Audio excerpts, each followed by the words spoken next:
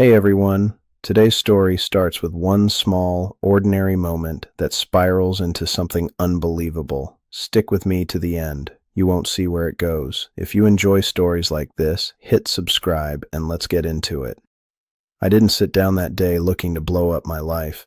I just needed to print a return label. It was a week before my 39th birthday.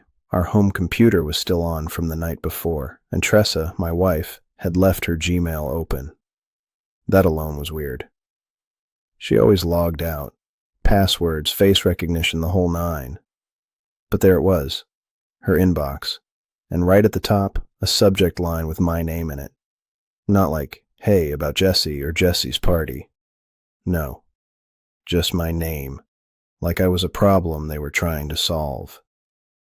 The thread went back years, not one slip, not one night. Whole hotel confirmations, private invites, snarky little emails, and the guy, not some stranger from work or some nobody from a trip. It was Holden Voss, a family law attorney who'd been around our lives forever. Same guy who stood on my deck drinking my soda every 4th of July, smiling in photos, shaking my hand like we were buddies. My stomach fell so fast I actually leaned forward, like I'd been punched. But the cheating wasn't what wrecked me. It was the tone. The way they talked about me. They weren't whispering about guilt. They were tired, annoyed, like I was furniture they'd finally outgrown. One line hit me in the teeth. After his birthday, we get him out of the frame. No more playing married. Just like that, like I was a prop in a photo shoot. I started shaking, not rage, just this numb, buzzing panic. I forwarded the emails to an old Yahoo account I hadn't touched in years. One Tressa didn't know about. Took photos of the screen, too, just in case something didn't send. My hands kept missing the buttons. I was sweating, but I felt cold. Then I heard her car pull into the driveway. I closed every window. Wiped the browser history like muscle memory. Back when I worked compliance, I learned how to leave no trail. My face was still hot when she came in smiling, all cheerful. She kissed me on the cheek and started talking about weekend plans like she wasn't actively scheduling my disappearance. I smiled back. That night in bed, she passed out fast, one arm draped across me like we were still a team. I stared at the ceiling fan for hours, dry-eyed, and made a quiet decision. I wasn't going to scream. I wasn't going to confront her, but I'd never let her, or anyone else, treat me like I didn't matter again. Quick note. Before listening, share which city or country you're watching from. And let's continue. I got up at 3 in the morning and started planning. The next afternoon, I told my supervisor I had a stomach bug and needed to head home early. I didn't sell it with drama, just kept one hand on my gut and talked slow like the fluorescent lights were drilling through my skull. He waved me out without much interest. I walked to my truck feeling hollow and tight at the same time, like my body had switched into some quiet emergency mode. The drive home took 20 minutes. I remember every red light because I kept thinking maybe I'd imagined the emails, maybe I'd read too much into them. But the moment I turned onto our street, that lie died. Holden's silver sedan sat halfway up the curb in front of my house. Holden never visited during the day. I didn't pull into my driveway. I rolled past the house, turned around the block, and slid my truck into the empty curb spot beside the neighbor's yard. My hands were steady, but it felt like my chest had a heavy plate sitting on it. I grabbed an old trash bag from the passenger seat and walked along the side of the house like I was doing something normal. Voices drifted from the back patio, not quiet voices either, relaxed voices, people drinking cold drinks in the afternoon. I crouched near the dining room window where the screen door usually stayed open for airflow. The moment I heard the second laugh, I knew exactly who was there. Holden's smooth lawyer tone carried easy. Brant Coyle had that loud, joking voice that always sounded like he was performing for a crowd. And Sayer Nolt barely talked, but when he did, it came out low and flat. Tressa stood with them. Brant said, "Look, I still think the birthday angle is funny, but you're talking about pushing the guy pretty far." Holden answered without hesitation. "It's not about funny, it's about setting the story early. If Jesse reacts badly, that becomes the narrative. Courts care about patterns." I felt my jaw lock. They weren't talking about counseling or separation or any adult conversation people usually have when a marriage dies. They were talking strategy, how to make me look unstable so I wouldn't fight anything later. Sayer finally spoke. His voice always sounded calm in a way that made my skin crawl. Blindfold him tight. Use the scarf thing Tressa mentioned. If he can't see, he'll panic quicker. Tressa didn't argue. She said, "It's supposed to look playful. That's the point. A cute birthday surprise." Holden chuckled like they were discussing lawn care. You spin him around, drive him in circles, and drop him somewhere uncomfortable. The unfinished house outside County Line Road should work. Brant whistled softly. That burned-out investment place? That's the one, Holden said. Empty land, no neighbors. My hands clenched against the siding of the house. Sayer added another piece like he was discussing party decorations. Press the scarf down hard. Keep his hands busy while you guide him out of the car. If he stumbles and scrapes something, even better. Holden laughed. A little bruise now saves a lot of arguing later. Brant shifted his weight. I heard the hesitation in his voice. You sure that's not pushing it? Tressa cut him off before he could keep going. Her voice went sharp, the same tone she used running those high-end club events. I'm not trying to injure him. I want him rattled. Big difference. If he's scared and embarrassed, he'll sign whatever papers we put in front of him. A couple seconds passed, then someone twisted open another bottle. Laughter rolled across the patio like this was normal conversation. I stayed frozen by that window until a chair scraped and someone stood up. My legs felt stiff when I finally moved, like they were packed with nails. I walked back down the side yard slowly, tossed the empty trash bag into my truck bed, and climbed behind the wheel. For a long time, I just stared at the front door of my own house. Then I turned the key and pulled away from the curb. I didn't go back to work the next day. I didn't tell Tressa I was sick or tired. I just said nothing. She didn't notice. That alone told me plenty. I moved through the house like I had a cold, like I was dragging a little, but inside I was tightening bolts. My passport was in the fireproof box in the hall closet. I took it out while she was upstairs with a face mask on, streaming one of her influencer podcasts. I slid it into a backpack, along with my birth certificate, the spare truck key I'd hidden years ago, and 4 old printed photos I'd kept from when my dad was still alive. One of them was us in front of a rusted-out tractor, both of us sunburned. I folded it once and tucked it in the side pocket. I put the backpack under an old winter coat in the corner of the garage, behind a bin full of broken string lights and pool toys. It looked like trash no one would touch. Cash came next. I pulled it slow. $40 here, 60 there. Always under 100, always from different gas stations and off-brand ATMs. I used the joint account, but only in ways that looked like regular gas and snack stops. Took me 5 days, but I got it done. When I counted it that last night, I had $6,450 in 20s and 50s, folded into a freezer bag. I slit the edge of my old toolbox lining and slid the bag in, then pressed the trim back down and ran a bead of glue across the edge. The next morning, I drove 2 towns over to see Orrin Malloy. He ran a little antique and buyback shop next to a dry cleaner and a phone repair shop.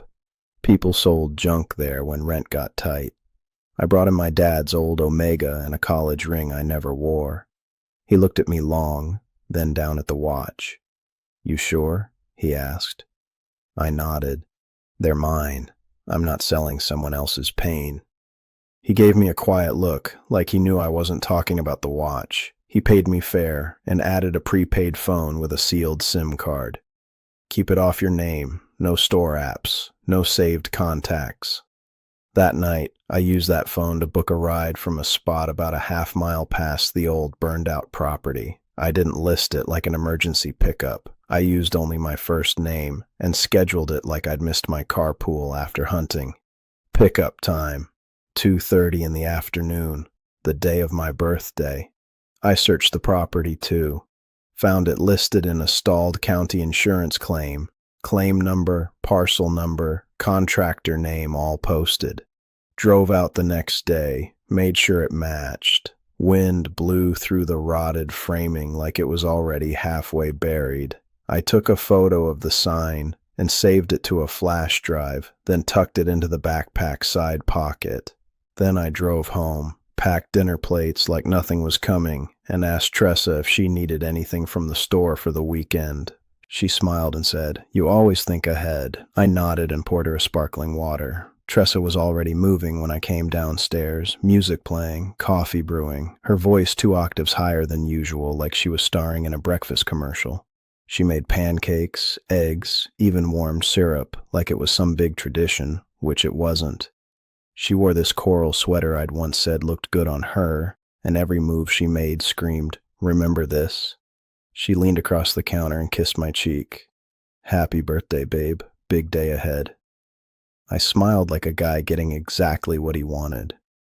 While she turned back to the stove, I slipped into the garage like I was grabbing paper towels. I lifted the winter coat, pulled the backpack out just long enough to take what mattered, my passport and the flash drive with the property photo. Then I popped open the old toolbox, peeled back the lining, and pulled out the freezer bag of cash. I taped the cash flat under my waistband, wrapped the passport and flash drive in the plain gray sweatshirt, and shoved the sweatshirt under my belt. The prepaid phone stayed powered off, tucked deep where a quick grab wouldn't find it. Then I shoved the backpack back behind the bin and walked inside with pancake smell on my hands, calm as ever. She kept touching my shoulder, brushing crumbs off my sleeve, calling me babe every third sentence. Her eyes didn't match her voice. There was a tension in her smile, like she was waiting for a cue line. I played dumb. I kept the act going, let her win her little scene. Around 11, the doorbell rang. I already knew who it was. Brant and Sayer stepped in grinning like high school buddies on prank night. Brant handed me a gift bag with tissue paper puffed up all wrong, like he packed it in the car. "Special delivery for the birthday boy," he said, all energy. I reached in and pulled out the scarf. Silky, expensive, smelled like perfume and plastic wrap. I held it up and looked at Tressa. She was already walking over. "Put it on," she said. No peeking. Her tone was light, but her voice had that edge she used when a venue got behind schedule. I wrapped it around my eyes. Sayer chuckled. "Tighten it. It's a surprise, not a suggestion." They guided me out like I was the prize in some twisted party game. Hands on my arms, jokes about me tripping, fake warnings about stairs that weren't there. I kept my breathing slow and steady, listened to each step, every bump in the floor. They shoved me into the back seat of Sayer's SUV, his sport utility vehicle. I heard the click of doors locking. The drive took longer than it needed to. They kept it going on purpose, loops, sudden turns. One stop where they left me blindfolded in the back seat while they went inside for snacks. Someone tapped the window like they were waving at people we weren't passing. Brant hit the brakes twice hard enough to knock my shoulder into the door. They laughed when I grunted. By the time the SUV finally slowed for gravel, the air in the car smelled like chips and cheap cologne, and my stomach was hollow enough to hurt. I played confused. "You guys serious? Are we close or what?" Sayer said, "No cheating. It's all part of the ride." The car finally slowed. Gravel crunched under the tires. Doors opened. Wind hit my face. Sharp, dry, open. Even blindfolded, I could tell we were nowhere near town. The air had that stillness you only get in empty places. They spun me once, hard enough to throw my balance. I let my knees dip, pretended to stumble. Someone yanked the blindfold off. The sun hit me like a slap. I blinked and saw it, the burned-out frame, twisted beams, roof caved halfway in. It looked like a mouth with missing teeth. The place reeked of ash and wet insulation. "Surprise!" Brant yelled, like this was still a game. Sayer held up my wallet and my phone. "No shortcuts home, just soak it in." Tressa wasn't there, but her fingerprints were all over the plan. I could feel her behind the confidence in their voices. I made my voice crack just a little. "Come on, guys, this isn't funny. You made your point." Brant hesitated. I saw it. A half-second pause. Then Sayer laughed and slapped him on the back. "Don't get soft now, he's fine." They climbed back in the SUV and drove off, tires spitting gravel. Their laughter trailed behind the dust. I stood there, alone, in that wreck of a building. The scarf still hung around my neck. I reached up and pulled it off. I didn't move right away. I waited until the dust settled, until the sound of the SUV disappeared under the wind. Then I walked behind the shell of that house, sticking to the far side where no car could see me from the road. I reached under my waistband and pulled out the cash bundle, still taped tight in the plastic bag, swapped my button-down shirt for the plain gray sweatshirt I'd shoved under my belt. Baseball cap came next, pulled low. I didn't care how I looked. I cared how forgettable I looked. The walk to the pickup spot took maybe 7 minutes, downhill toward the old culvert I'd marked on the map. The driver rolled up in a dusty red sedan, slowed when he saw me standing there. He leaned out the window. "You Jesse?" "Sure am," I said. "Friends dropped me out here as a joke. I'm done laughing." He gave this slow nod like that made enough sense. "Been there, man. Hop in." He didn't ask more. We drove 2 counties south. It was just quiet road and engine noise until we hit the bus station near Tilton. I paid cash, tipped light, got out without looking back. Inside, I bought a one-way ticket from a machine. Late bus, back row, nothing fancy. I didn't use any apps. I didn't log into anything. No calls, no emails, no checking in. I didn't call my mom, even though I wanted to. I didn't call my oldest friend from college, even though he would have answered. I couldn't trust it. Not with Tressa's family money, Holden's connections, and the way people love to just mention things without realizing who's listening. The overnight ride to New York was packed with people sleeping in hoodies, crying kids, weird smells, and flickering lights. It was perfect. No one asked questions. I got off near Penn Station and ducked into a narrow little travel agency office I'd read about. One of those old places with bulletproof glass and paper itineraries where you could still pay cash without a lecture. The woman behind the glass looked bored. I handed over a wad of bills and booked a zigzag route, New York to Montreal to Dublin to Schiphol and Amsterdam. I picked flights with weird layovers, extra security stops, and no straight-line logic. I used my real name, no fake identity. I wasn't hiding from the law. I was leaving the mess behind. On the plane, I stayed quiet, watched the clouds out the window and tried to breathe. Somewhere between boarding and the first meal tray, I figured they were figuring it out, that I hadn't come crawling back, that the joke didn't break me the way they planned. Weeks later, through a lawyer I hired overseas, I saw the missing person timeline they'd filed. Tressa and Holden waited nearly a full day before alerting police. That was the answer. They didn't think I was lost. They thought I'd come back humiliated. Somewhere over the Atlantic, I reached down, pulled the baseball cap over my eyes, and finally let my shoulders drop. The seatbelt sign dinged. I didn't move. Amsterdam met me like it was trying to rinse me clean. Cold rain, wind that bit through my jacket, streets packed with bikes that came at you from both sides. The language hit my ears like it had corners I couldn't grip.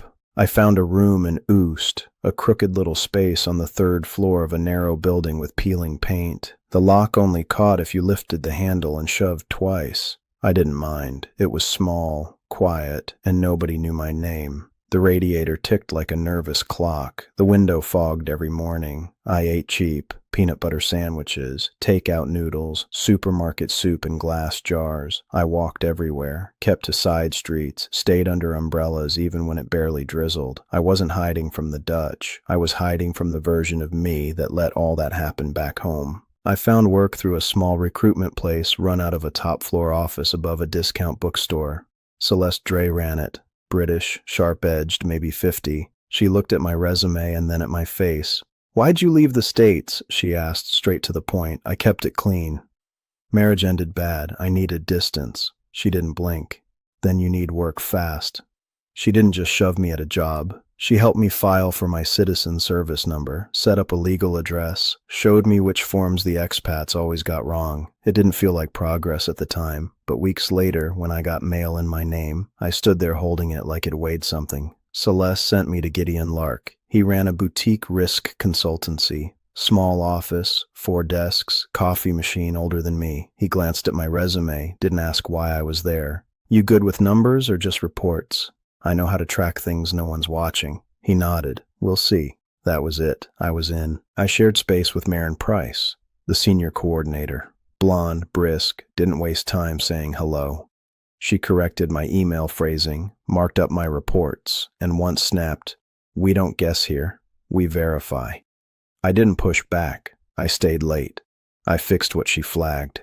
One night, she leaned over my desk and said, "If you're gonna work ghost hours, you might as well learn the real templates." From that point on, she showed me how the clients thought, what they hid, what they feared, what triggered real consequences. I didn't date, didn't make friends.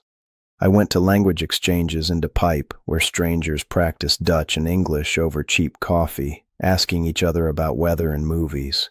No one asked what I was running from. That made them my kind of people. Some nights, I woke up thinking I'd heard the sound of my old front door. I'd stare at the ceiling, remind myself I was across an ocean, and count backwards until I could breathe again. About 4 months in, I caught a mistake in a client's invoice trail. Timing gaps, padded charges, 2 approvals that didn't match. Gideon called me into his office. "How'd you see it?" "Factory audits. Boring details scream if you let them." He gave one sharp nod. "Good. Keep doing that."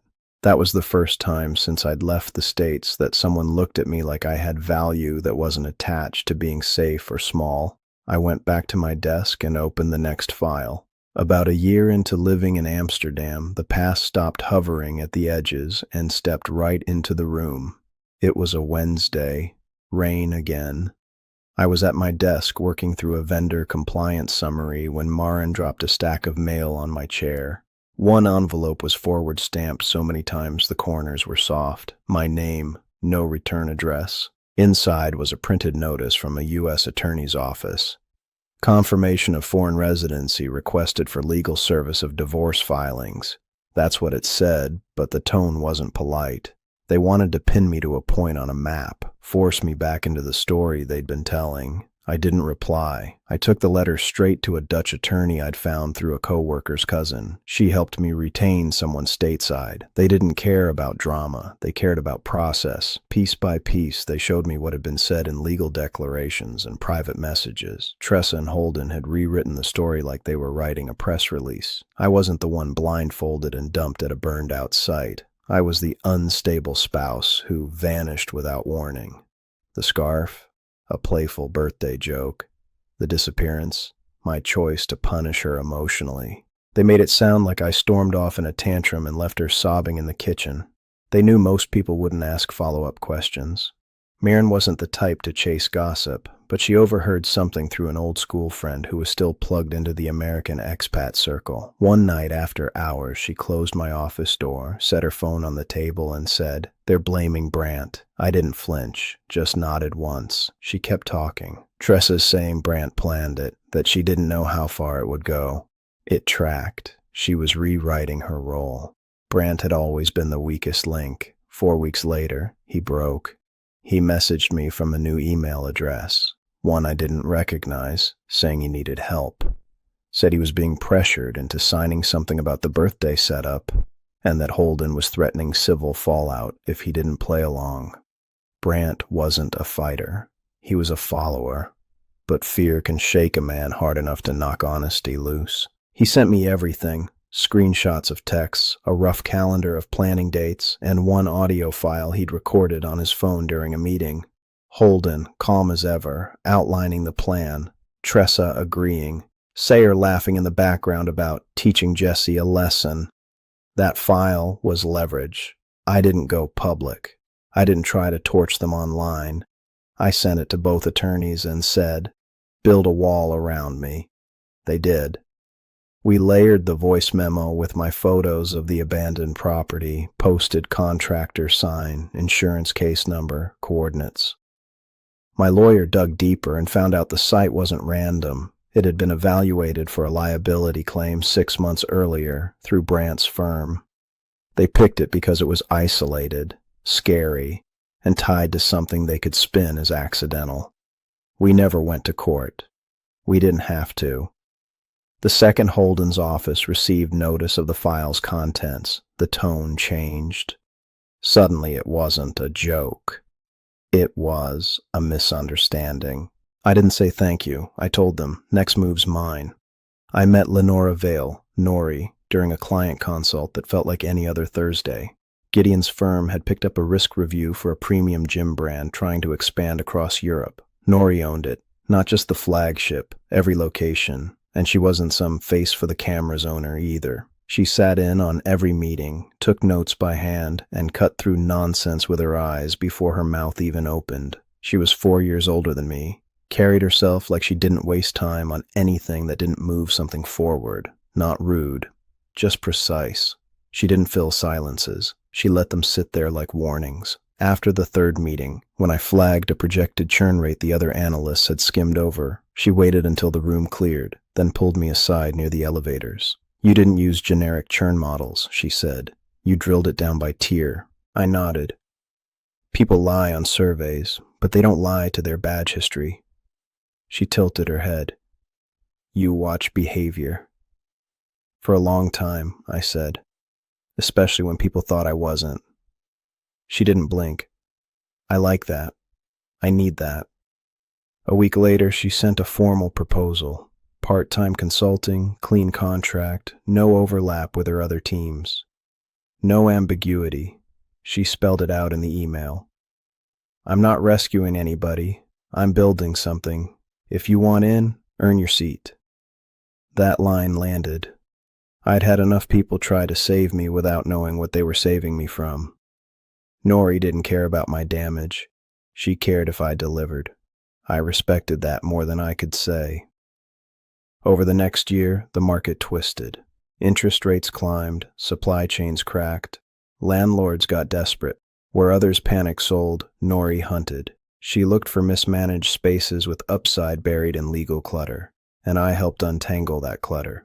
We found hidden liens, leaseback traps, overinflated foot traffic stats backed by ghost data. Once I flagged a clause that would have locked her into a non-compete with a supplier that hadn't shipped in 8 months. She looked at the contract, looked at me, and said, "You just saved me 300 grand. I didn't smile. I said, "That's the job." Deals stacked, slowly. We picked up a discounted property in Jordan that turned into a flagship within 6 months. Then a boutique gym chain in DePipe, overpriced on paper, but the supplier contracts were soft. We rewrote them. Over time, the numbers stopped looking lucky and started looking earned. We weren't flying private or buying penthouses, but we were sitting on a company valued somewhere in the low 8 figures. It didn't come from hype. It came from paperwork and long hours. The love part didn't show up with fireworks. It showed up when she handed me an umbrella without saying a word. When I walked into a site meeting uninvited because her contractor kept interrupting her. When we sat on the 52-foot catamaran she bought half as a joke, half as a work tool, and realized we didn't know how to take a break. There was no dramatic proposal, no candlelight dinner. Just one morning over coffee she said, "If we do this, I want it small. I don't want a circus." I said, "Good, I've been through a circus." We got married in a room that seated 12, signed papers in 20 minutes, and went back to work 2 days later. No big honeymoon, no staged photos. And for the first time in my life, I didn't feel like I'd missed something. I felt like I'd finally arrived. We were coming off a clean close on a multi-site lease renegotiation when the email hit Nori's inbox. I didn't see it right away. She called me into the conference room, already standing with her arms folded, laptop open on the table. She turned the screen toward me. "Recognize anything?" I looked at the sender, the firm name, the phrasing. Then I saw it. Second page of the deck. A partner listing that included the Kinslow Family Development Trust. My chest didn't clench, but my throat did. The sender wasn't Tressa. It was Pierce Kellen, one of those polished financial types who made you feel like your questions were wasting his time. His proposal was framed as a clean expansion ask. US-based hospitality brand, targeting the Netherlands. Premium club experience for modern professionals. Nori didn't blink. "I can pass. No obligation." I stared at the deck. "No, let it ride."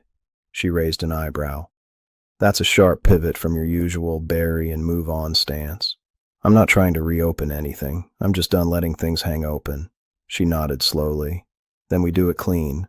One meeting, our turf, nothing casual. We set it for 3 days later. Conference room, midday. Attorney on site but off camera. Nori laid the rules. The second anything felt manipulative, we ended it. No explaining, no defending. In the days leading up, I worked the pitch deck backwards. Marin helped with the audit. Company registration gaps, over-leveraged properties, partner names that didn't match past filings. We flagged missing expense statements and one vendor that had been dissolved 2 years earlier but still showed up as active in the materials. My U.S. attorney overnighted the newest round of filings from the divorce case. I hadn't read the last 2 updates. I wasn't avoiding them. I just hadn't needed them. But this time, I made myself sit with it. There it was. Holden billing the Kinslow Trust at rates 30% above standard. At the same time, he'd funneled side referrals into shell companies tied to one of his old law school friends. On paper, it looked legal. On principle, it looked like what it was. Predatory. He hadn't stuck around because he loved her. He'd stuck around because he could feed off the structure. The night before the meeting, I sat at the dining table on the boat, laptop closed, hands flat. I didn't sleep. Not out of nerves, out of memory. Out of the weight of that 1 second, blindfolded in the cold, hearing the sound of a door slam and tires kick up dirt. Nori didn't say anything until morning. Then she poured me a cup of coffee and said, "If it's not worth it, say the word." "It is," I said, "but only because I'm not walking in there to prove anything. I'm walking in so I don't ever have to see them again and feel like I left something unfinished." She pressed her hand once to mine, quick, steady. "You're not walking in alone," she said. We left the marina in silence. That silence said everything. Pierce Kellen showed up early, smooth as expected. Crisp suit, perfectly timed smile, that polished way of greeting people like he's already closing a deal. He made small talk with Nori while I watched the door. Tressa walked in second, sunglasses still on indoors, coat draped like a cape, same old posture, shoulders back, chin high. Eyes scanning the room like it owed her something. She took her time removing her gloves, like we were lucky she showed. Holden came in last, a half step behind her. No handshake, just a nod. He kept his mouth closed and his folder tight to his chest. He was dressed like a lawyer, but everything in his body said damage control. No Brandt, no Sayer. I already knew why. I let them settle. Pierce opened with a pitch he'd clearly rehearsed. Expansion opportunity, market timing, brand alignment across consumer lifestyle segments. I didn't look at him. I watched Tressa. She wasn't listening. She was waiting, like she thought the old me might crawl out and start explaining himself. When he finished, Nori reached into the folder we'd prepped and slid the documents across the table without saying a word. Debt exposure, discrepancies, vendor gaps, lease risks, all of it laid out. Pierce glanced at them, smiled like he hadn't read a word, and tried to pivot back to vision. Holden cut in with legal filler, dropping terms like bridge language and flexible discretion. I raised my hand once, calm, direct. "Holden, how much did you bill the Kinslow side last year, and how much of that was routed into entities you have ownership in?" His eyes flicked to Tressa. Fast, involuntary. She didn't blink right away, but her mouth pulled tight like she'd just tasted something rotten. Pierce frowned, confused. He wasn't in on all of it, but I was. I had already seen the filings. Tressa finally spoke. "Jesse." Just my name, nothing else. Like she was testing if it still worked. I looked straight at her. "I'm not here to fight you. I'm here to end you living in my head." I pointed at the folder. "Your request doesn't meet our criteria. That's the business answer." I stood first. No speech, no gloating, just clean exit. I nodded once at Pierce, once at Holden. Then I looked Tressa in the eye. "You tried to make me a joke. I'm not your story." I turned, walked out of the room with Nori beside me, and didn't look back. She didn't say anything until the door shut behind us. She didn't need to. For the first time since that birthday, I felt it. Not relief, not revenge, Just the snap of something finally breaking free. Quiet, clean, final. Before you click away, can I ask you something personal? If someone you trusted tried to turn you into the crazy one just to win, would you disappear to protect your peace or stay and make them answer in daylight? If you've got the hype feature, tap it to support this video and help it reach more people. Please subscribe and hit like. It's important to us and it's one click. Then drop a comment, even good story, or tell me what you would have done.